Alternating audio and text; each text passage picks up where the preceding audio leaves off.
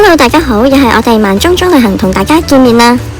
第10集薩格勒布，我哋都係會分3部分嘅。第一部分呢，就係會介紹我哋喺薩格勒布食過嘅美食啦。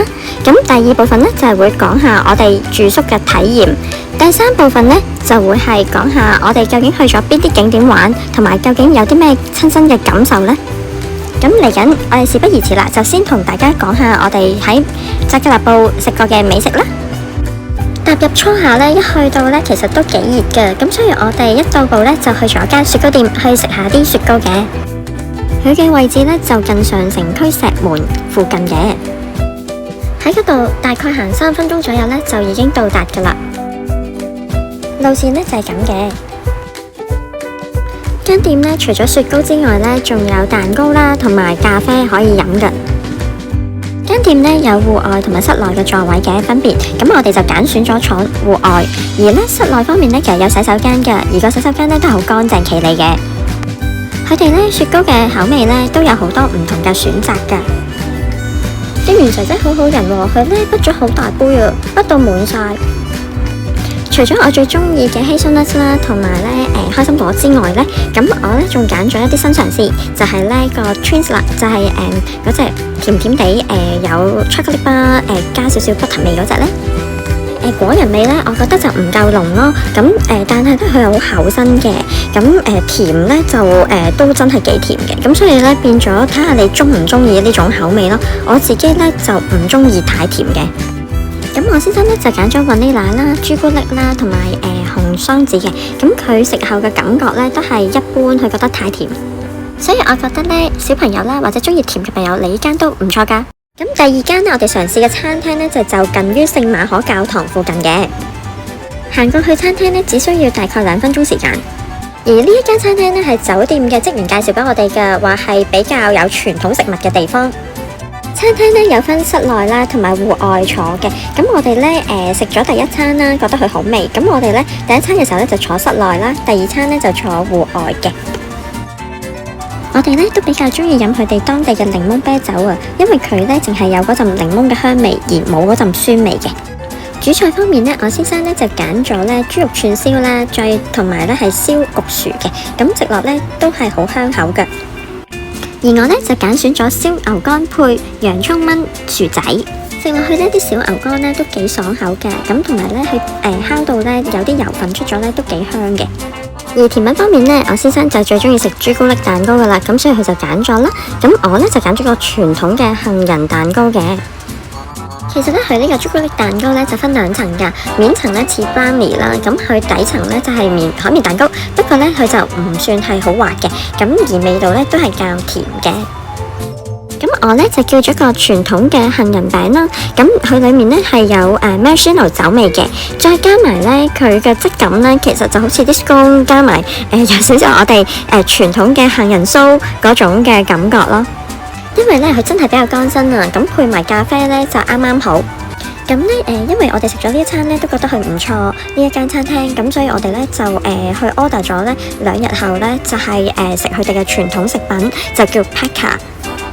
因為呢一個傳統食物咧係要預先醃製45分鐘，係用一啲香料咧醃製材料嘅，咁所以咧我哋要提早訂先至有得食。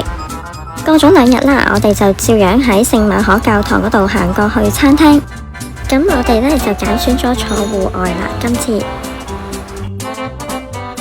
雖然咧佢喺馬路旁，但係咧唔係一個繁忙嘅馬路嚟噶。咁主要嚟到嘅客人咧都係自己揸車過嚟，咁所以先係泊咗啲車喺度嘅啫。一去到咧，因為要等佢整 packer 咧，都需要等大概半個鐘至1個鐘嘅。咁所以咧，我哋就叫咗啲啤酒啦，同埋叫咗個當地嘅傳統食物小薄餅去試下，食落都幾香口幾脆嘅。Packer 咧係一個傳統嘅烤焗方式去鎖住肉汁嘅，咁係配以薯仔啦，同埋佢哋當地嘅香料。一開蓋咧就聞到陣陣嘅香味，咁咧啲八爪魚咧其實喺初時咧係好嫩滑噶，但係食耐咗咧仍然喺個鑊度有餘溫咧，其實佢就會係韌咗嘅。啲薯仔咧其實好佔胃噶，2個人食咧其實咧都覺得有啲吃力。佢咧其實可以揀小牛肉啦，或者係羊肉嘅。咁我覺得咧，你哋大家都可以試下用肉整嘅，會唔會更加 juicy？實在太飽啦，所以咧都食唔落甜品啦。咁我哋出去行咗一陣之後咧，先至去食甜品。跟住咧，我哋就周圍去行下啦。跟住咧行到去咧景道中之塔附近咧，咁我哋再行多大概4分鐘咧，就去到呢一間食甜品嘅鋪頭。咁嗰度咧有條 shortcut 咧，就係沿住咧個纜車隔離咧就有一個樓梯啦，咁直落轉個彎咧，好快就到噶啦。見到咧佢啲甜品咧，其實都好多選擇㗎，咁我哋咧都要啲時間去揀嘅。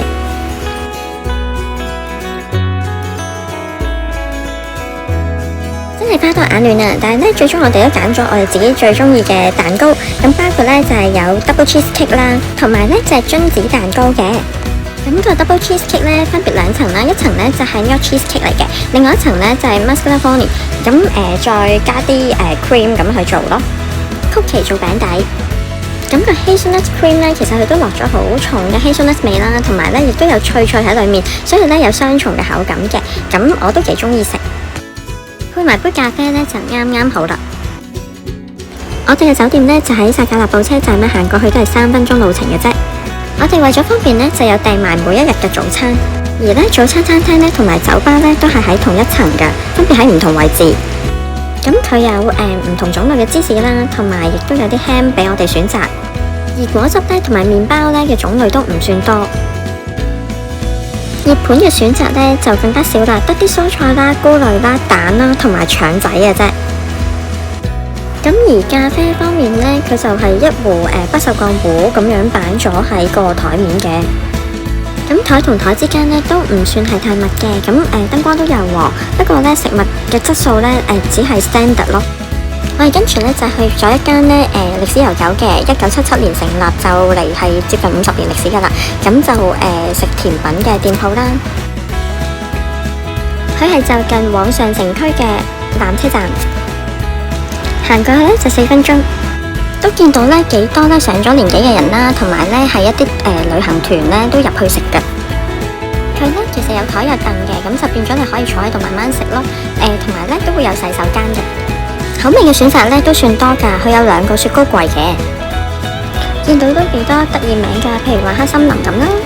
咁我咧就叫咗佢試下啦，同埋咧 mascarpone 加無花果嘅。黑森林雪糕咧，佢個提子味比較重，咁而蛋糕嘅口味咧，佢就比較少啲嘅。而芝士配無花果嘅口味咧，我覺得比較特別，咁都係值得一試嘅。而我先生咧就叫咗合桃同埋咧朱古力嘅，咁其實咧都係唔錯噶。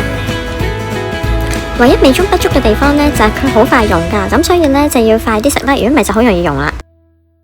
臨飛返香港之前咧，我哋就嚟咗呢一間餐廳。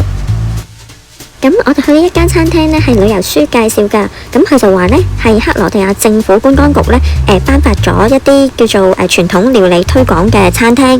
咁所以呢，就即管去試一試啦。喺其中一個防空洞入口附近，行2分鐘已經到㗎啦。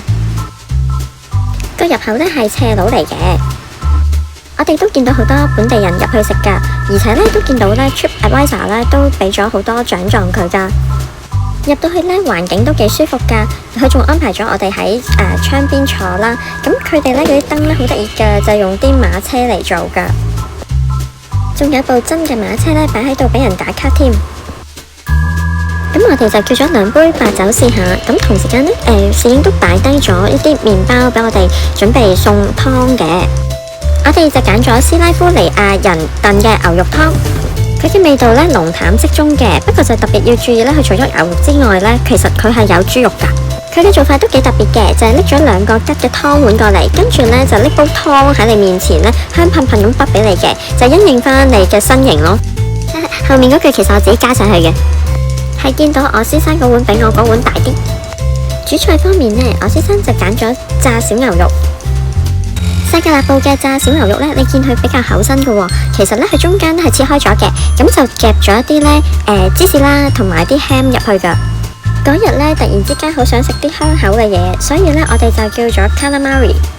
因為前嗰幾日呢已經食咗 grill 嘅做法啦，咁今次就揀用炸嘅方式去食啦。